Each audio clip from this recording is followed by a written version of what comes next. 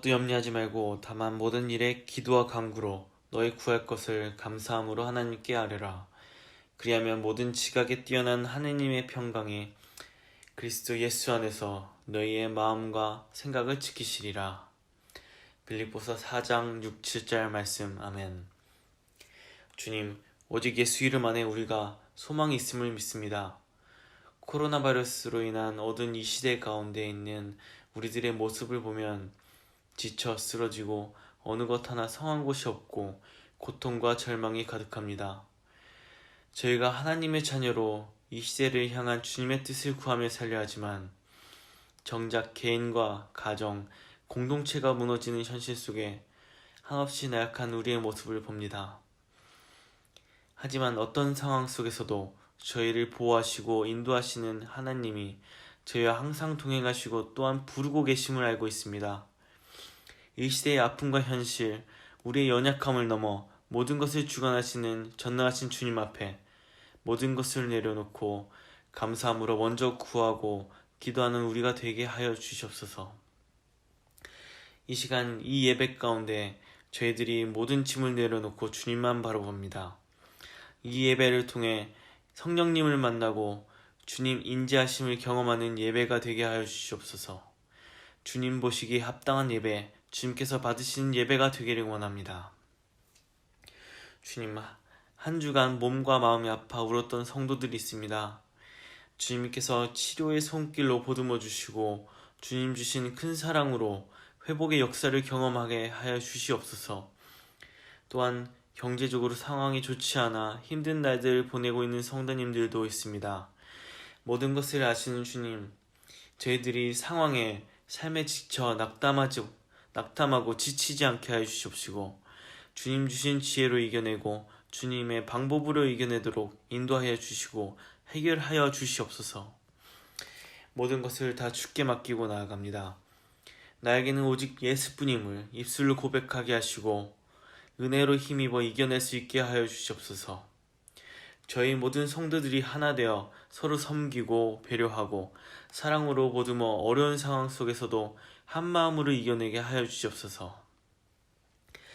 방향 목사님께 성령의 능력을 부어주사 매일매일 성령 충만하여 모든 사역과 맡은 일들 안에서 주님의 능력이 드러나게 하시고 주님 가르쳐주신 방법과 그 능력으로 담대히 감당하여 나아가게 하여 주시옵소서. 어떠한 고난과 역경이 올지라도 목사님과 가족들을 눈동자같이 지켜주사 일도 상하게 하지 않게 해 주시옵소서. 주님의 크신 은혜로 이겨내면 커다란 경험을 하게 해 주시옵소서. 또한 예배를 위해 봉사하는 찬양팀과 안수 집사님들 그리고 안 보이는 곳에서 헌신하는 성도님들을 기억하여 주시옵시고 힘주시어 지치지 않고 하나님께 영광 돌릴 수 있도록 역사하여 주시옵소서. 오늘 말씀을 전하시는 방현 목사님과 동행하여 주시고 능력을 더해 주사 말씀을 듣는 모든 성도들이 은혜 받고 감사함으로 고백하게 하시고 깊이 묵상하고 삶이 변화되는 기적이 일어나게 하여 주시옵소서. 이 모든 말씀 우리 주 예수 그리스도의 이름으로 기도합니다. 아멘. 성도 여러분, 광고 시간입니다. BC주의 제한 조치가 아직까지 계속되고 있습니다. 백신 접종 소식이 계속되고 있는데 지금 한 10,000명 정도가 백신이 이루어졌다고 합니다. 그래서 속도를 내면 조금씩 상황이 좋아지리라 기대합니다. 방송에서는 끝까지 조심하고 마지막까지 주의를 기울이라고 그렇게 이야기하고 있습니다. 그것처럼 인내하시고 기도하시면서 마지막까지 조심해 주시면 좋을 것 같습니다. 이번 주에 찬양 연습 화요일날 교회에서 있을 예정입니다. 온라인 모임 참고하시고 계속 진행되고 있는 것 참여해 주시면 좋겠습니다. 그리고 예배 때 우리 헌금하는 것을 잊어버리는 경우가 있는데 액수에 너무 연연하지 마시고 우리가 하나님 앞에 드리는 그런 연습이고 그리고 헌신의 표현으로 예배 때마다 우리가 하나님 앞에 드려지면 좋을 것 같습니다. 드린 헌금 위해서 제가 기도하도록 하겠습니다. 하나님 감사합니다. 이 시간에도 우리가 주님 앞에 예배로 나갈 수 있게 하셔서 감사합니다.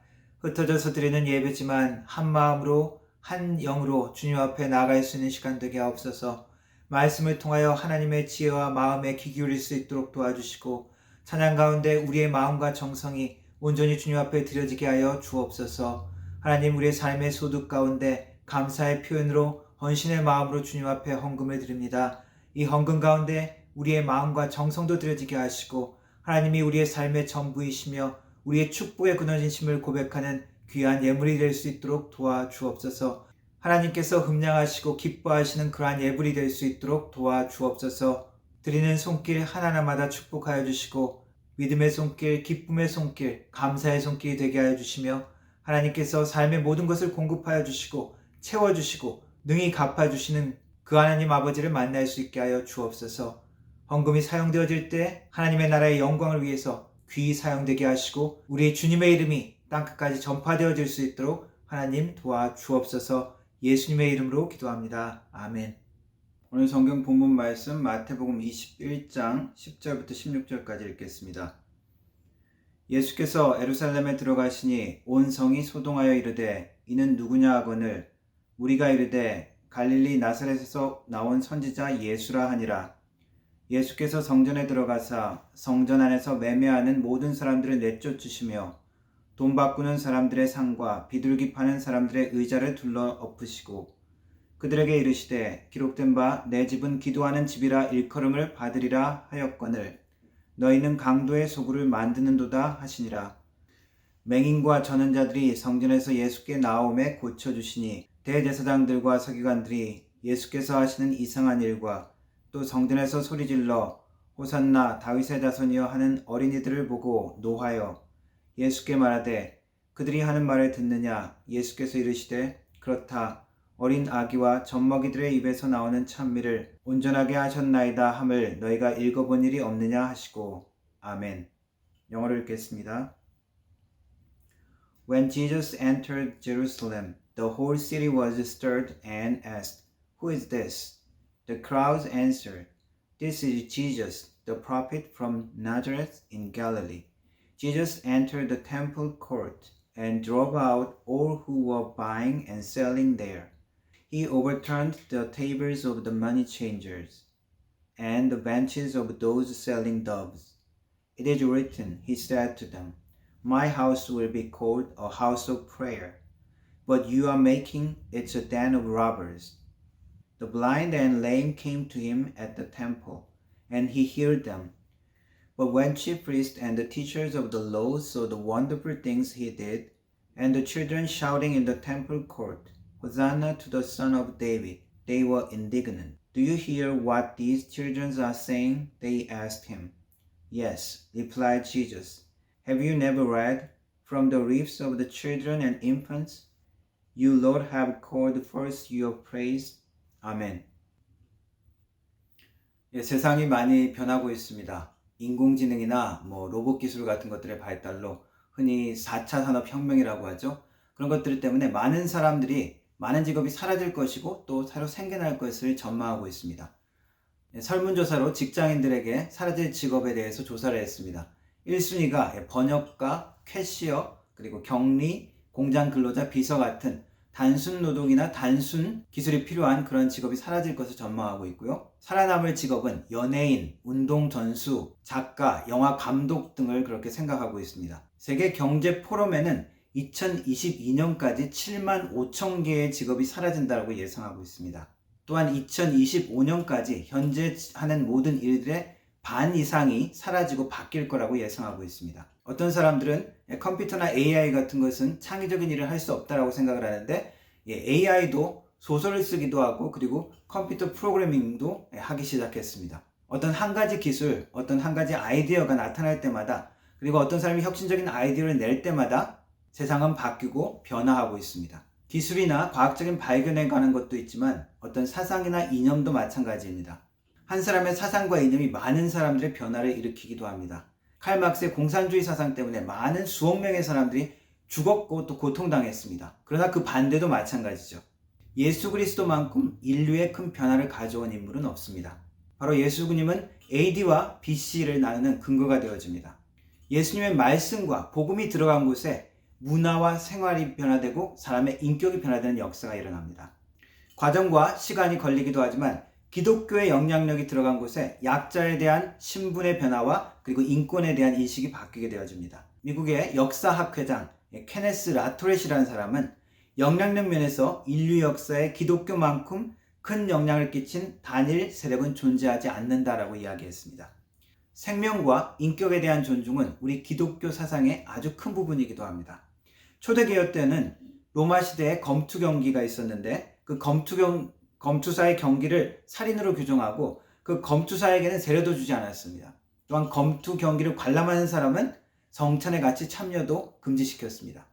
불륜을 숨기기 위해서 쉽게 낙태를 권하는 로마 문화를 신랄하게 비판했습니다.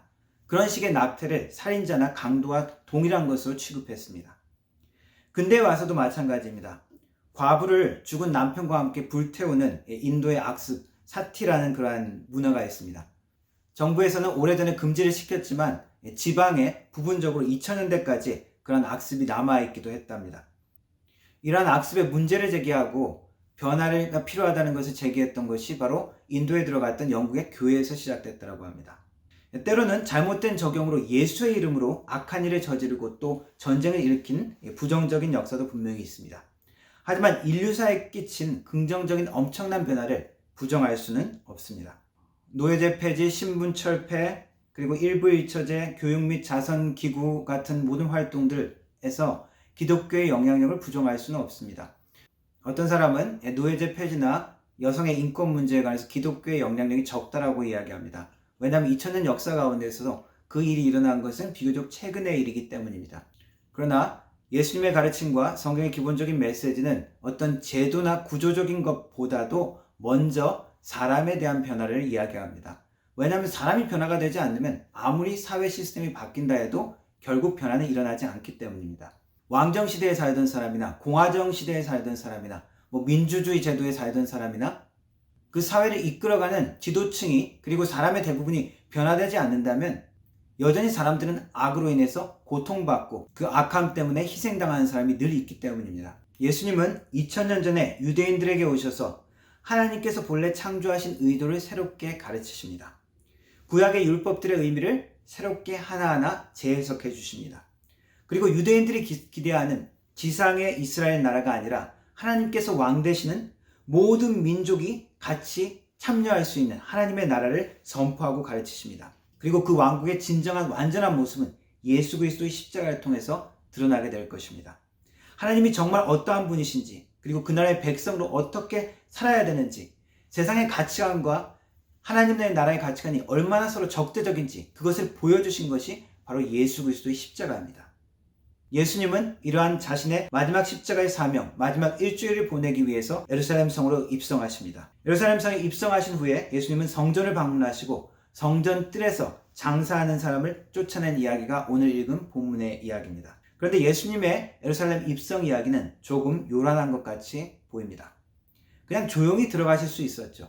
그런데 구태여 예수님은 일종의 퍼포먼스를 만드십니다.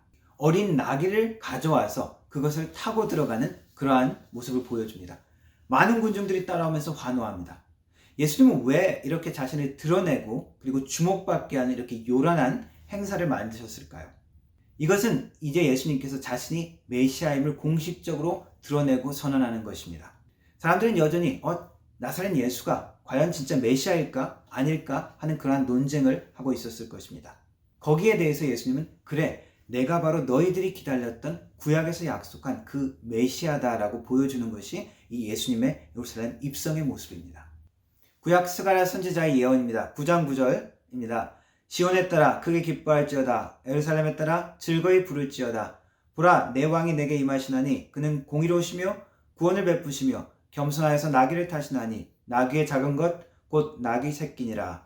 구약의 이런 분명한 말씀을 통해서 많은 군중들은 이제 나사렛 예수가 메시아구나라고 공식적으로 느끼게 되는 것입니다. 읽은 본문은 예루살렘 입성 후에 예루살렘 성전에 가셔서 성전 뜰에서 장사하는 일을 쫓아낸 것을 기록하고 있습니다. 마가복음에서는 예수님의 입성과 그리고 성전에서 이 성전을 청결케 한 사건을 다음 날로 설명하고 있지만 이 마태복음에서는 예루살렘 입성과 그리고 성전 청결에 대한 사건을 한 시간대로 그렇게 밀접하게 연결해서 설명하고 있습니다. 이것은 예수님의 메시아의 사명과 그리고 성전의 역할에 대해서 연결해서 전하기 위한 것이라고 볼 수 있습니다. 하나님과 만나는 교통할 수 있는 유일한 장소, 유일한 방법이 바로 그 당시에는 예루살렘 성전이었습니다. 그것과 함께 메시아의 사명을 설명하시는 것입니다. 예수님은 장사하는 이들을 쫓아내시면서 내 집은 만민이 기도하는 집이다라고 선언하십니다. 성전은 어떠한 곳입니까? 성전은 하나님과의 만남의 장소입니다. 구약에서 출애굽 때에 하나님은 모세에게 명해서 이스라엘 진영 가운데 성막을 세우게 합니다. 그리고 그 성막은 무슨 의미를 줍니까? 하나님께서 내가 내 백성 가운데 거한다 라는 그 모습을 보여주시는 것이었죠. 예루살렘에 성전을 세웠을 때도 하나님은 그 성전을 통해서 자기 백성 하나님과 만나시면서 이스라엘 가운데 거하시는 하나님의 모습을 드러내 보여주십니다. 다윗은 하나님에 대한 사랑, 하나님에 대한 그 찬양과 영광을 돌리는 그 모습을 하나님의 성소에 대한 사모함으로 시편에 기록하고 있습니다. 그래서 예루살렘 성전은 여호와 하나님께서 이스라엘을 만나주시는 것이고, 그리고 그들 가운데 거하겠다는 그 약속을 성취해 주시는 하나님의 사랑을 표현하는 그러한 것이라고 할 수 있습니다. 그러나 이제 그 성전은 그 기능을 상실하고 있습니다. 성전은 더 이상 기도의 장소가 아니었습니다. 하나님의 마음을 잊어버리고 자신들의 이익과 편리함 가운데 그것이 중심에 된 예배로는 하나님을 진정으로 만날 수 없기 때문입니다. 그래서 한편으로 이 사건은 성전을 청결하게 했고 새롭게 했다라기보다는 한편으로 성전에 대한 심판을 선언한 것과 마찬가지라고 할 수 있습니다. 연결되는 이야기, 무화과 나무가 저주를 받아서 그리고 말라버리는 사건 역시 하나님의 심판을 의미하죠. 이제 예루살렘 성은 멸망될 것이고 성전은 파괴될 것입니다. 그리고 이제 새롭게 하나님께 나아갈 수 있는 새로운 길을 보여주십니다. 바로 예수님을 통해서, 예수 그리스도의 십자가를 통해서 하나님 앞에 예배하고 기도할 수 있는 그 길을 보여주시는 것입니다. 우리는 기도의 끝에 항상 예수님의 이름으로 기도합니다 라고 기도를 합니다. 그리고 선포를 할 때 예수 그리스도 이름으로 명하기도 합니다. 그러나 예수 그리스도라는 그 말 단어 자체에 마술적인 힘이 있는 것은 아닙니다. 예수님께서도 너희들이 내 이름으로 무엇을 구하든지 내가 응답하겠다고 약속을 하셨지만, 믿음 없이 그 말을 쓴다고 그냥 마술적인 힘처럼 당연히 그 기도가 응답되어지고 권위를 나타내는 것은 아닙니다. 구약 때는 하나님께 나아갈 때마다 그리고 예배드릴 때마다 항상 반드시 희생 제물이 필요했습니다. 왜냐하면 인간의 공로로는 우리는 기도할 수 없고 우리의 죄의 문제, 하나님으로부터 오는 악에 대한 심판, 저주를 피할 수 없기 때문입니다. 반드시 피의 제사를 통해서 하나님의 공의가 선포되어지고 그때 우리는 하나님 앞에 나아갈 수 있었습니다. 그러나 신약시대 우리는 어떻습니까? 이제 피의 제사가 필요 없습니다. 그런 제사가 필요 없이 우리는 기도할 수 있고 예배하면서 나아갈 수 있습니다. 그러면서 우리는 당연히 편하게 그냥 하나님 앞에 나아갈 수 있고 처음부터 그냥 당연히 하나님 앞에 나아갈 수 있다고 착각할 수가 있습니다. 그렇게만 생각한다면 우리는 중요한 것을 잊게 되는 것입니다. 이것은 마치 그냥 나의 공로로 충분히 하나님 앞에 나아가서 기도할 수 있다고 생각하는 것이나, 혹은 아무 희생이나 아무런 조건 없이 죄가 있지만 그냥 하나님 앞에 나갈 수 있는 것으로 착각하면 안 된다는 것입니다. 바로 우리는 항상 예수의 공로로 기도할 수 있음을 기억해야 합니다. 그것을 잊으면 우리는 예수의 공로를 의지해서 기도하는 것이 아니라 나의 공로를 의지해서 기도하는 것과 같고, 혹은 예수님을 믿고 우리가 하나님 앞에 당연히 나갈 수 있는 자로, 당당한 자로 착각할 수가 있습니다. 이러한 기도와 이러한 예배에 대해서는 우리가 기도 끝에 예수님의 이름으로 기도합니다 라고 붙이기는 하지만 사실 예수님의 공로를 의지하는 기도도 아니고, 그래서 예수님께서 받으시는 기도도 되지 못할 수가 있습니다. 항상 예수님께서 우리의 기도의 근거이며 예배의 근거이며 하나님 앞에 나아갈 수 있는 근거가 되심을 우리는 늘 반드시 항상 기억해야 합니다. 그럴 때 우리는 은혜 가운데, 감사함 가운데 주님 앞에 나아갈 수가 있습니다. 오늘 본문에는 아이들이 호산나 다윗의 자손이여 찬양하는 모습, 그리고 성전에서 예수님께서 맹인과 절름발이를 회복시키시고 다시 보게 하는 모습들이 나옵니다. 반면에 바리새인들과 유대 지도자들은 예수님을 대적하죠. 어떠한 것을 깨닫고 무엇을 경고하기를 원하시는 것입니까? 구약의 성전이 아닌 예수 그리스도께서 이제 만민의 기도하는 집으로 우리 가운데 계시다는 것입니다. 그리고 우리는 예수 그리스도의 십자가, 그 공로를 의지해서 믿음으로 하나님 앞에 기도할 수 있고, 그 기도 가운데 하나님이 역사하시고 응답하시고 능력을 보여주시는 것입니다. 그리고 그 예수님의 공로 때문에 그렇게 우리가 사모하고 가까이 하고 싶었지만 가까이 할 수 없었던 하나님께 우리가 아버지로서 나아갈 수 있는 근거가 되어지는 것입니다. 예루살렘 성에 입성하신 예수님은 예루살렘 성의 멸망을 예언하십니다. 그리고 성전에 대한 심판을 선언하십니다. 그러나 말씀을 통해서 우리가 하나님의 섭리를 깨닫는다면 이것은 한편으로 심판이지만, 그리고 한편으로 예수님을 메시아 되심을 믿고 그 소망을 바라보는 자들에게는 이것은 소망의 약속이요 하나님의 은혜의 소식이 될 수 있습니다. 그분께서 선포하신 하나님의 나라를 볼 수 있고 그 나라를 소유하는 소망을 가질 수 있게 되어지기 때문입니다. 이제 예수 그리스도께서 우리의 삶 가운데 하나님을 만날 수 있는 성전이 되어주시고 그 장소가 되어주심에 우리는 감사해야 할 것입니다. 그러한 예수 그리스도의 공로를 항상 기억하며 감사하며 하나님 아버지께 나가서 하나님의 은혜를 만나는, 하나님의 나라의 은혜와 능력을 체험하는 우리의 삶이 되기를 주님의 이름으로 축원합니다. 기도하겠습니다. 하나님 감사합니다. 예수 그리스도께서 하나님의 성전이 되어셔서 우리가 하나님께 마음껏 나아가고 예배하고 기도할 수 있게 하셔서 감사합니다. 예수 그리스도의 공로, 십자가의 공로, 피의 공로를 기억하며 항상 감사함과 은혜 가운데 나아가며 하나님의 나라의 축복을 누릴 수 있는 우리의 삶 될 수 있도록 하나님 도와주옵소서. 예수님의 이름으로 기도합니다. 아멘.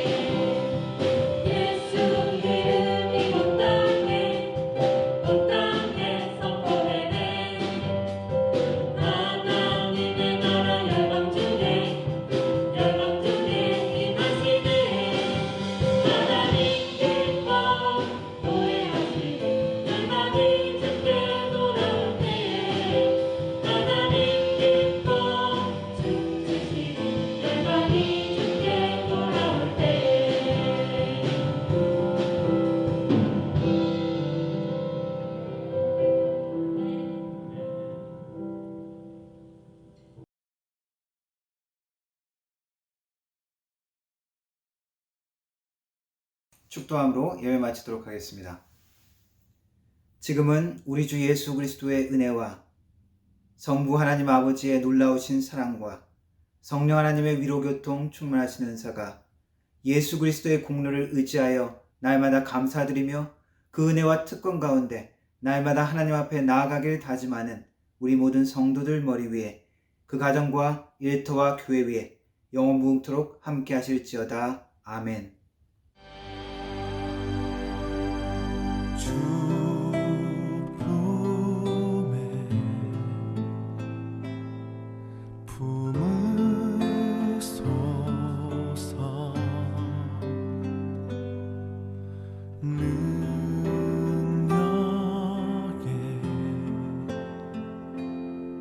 발로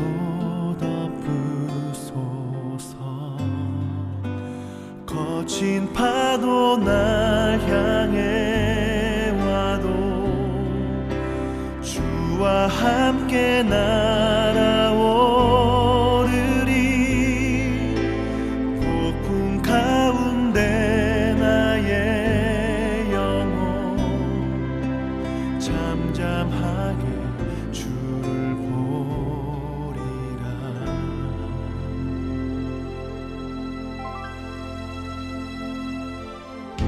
주님 안에 나 거하리.